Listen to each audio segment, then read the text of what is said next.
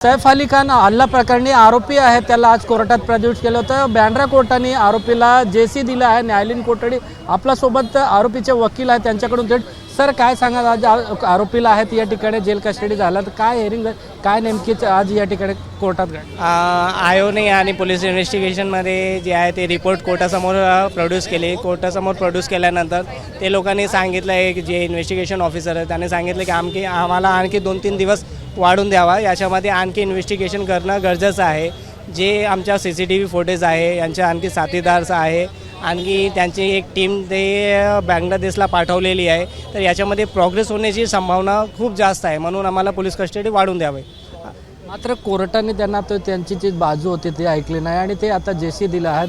तुमच्या बाजूने काय त्यांच्या बाजूने मांडलं गेलं? आम्ही कोर्टाला एक आर्ग्युमेंटमध्ये सांगितलेलं आहे की जे इन्व्हेस्टिगेशन ते कंप्लीट झालेले, ऑलरेडी आरोपी 10 दिवसापासून ते पोलीस कस्टडीमध्ये आहे। जे वेपन आहे ते ऑलरेडी रिकवर्ड आहे, ते कपडे आहे ते ऑलरेडी रिकवर्ड आहे, त्यांना शूज रिकवर करायचे होते ते पण रिकवर झालेले, आणि जे इन्फॉर्मेशन होती ते 10 दिवसामध्ये जितकं कॉपरेशन होतं आम्ही केलेलं आहे। आता सध्या हे स्टेजला आता पोलीस कस्टडीची गरज नाही, तर आम्ही ज्युडिशियल कस्टडीची मागणी केली आणि कोर्टालाही त्यांना मान्य केलं आहे। मला हे सांगा की जेसीसाठी त्यांनी पोलीससाठी कस्टडीसाठी पोलिसांनी जे माग केलं तर त्याचे फेसचे FSL वगैरे घेणार अशात काय, तर कोर्टाला त्यांनी मान्य केलं का? कोर्टाला त्यांनी सांगितलं की आम्ही फेस जे रेकग्नायझेशन्स आहे ते पॉईंट त्यांनी कोर्टासमोर ठेवलेलं आहे, पण कोर्ट त्याच्यामध्ये सॅटिस्फाईड नाही झाला की आणखी पोलीस कस्टडी त्यांना वाढून द्यावं म्हणून।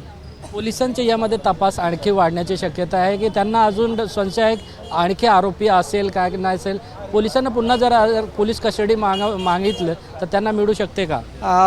ॲज पर जे नवीन लॉ आहे BNSचा त्याच्याप्रमाणे जेव्हा एखादा आरोपी ज्युडिशियल कस्टडीमध्ये गेला तरी पण त्यांना परत पोलीस कस्टडी घेता येते।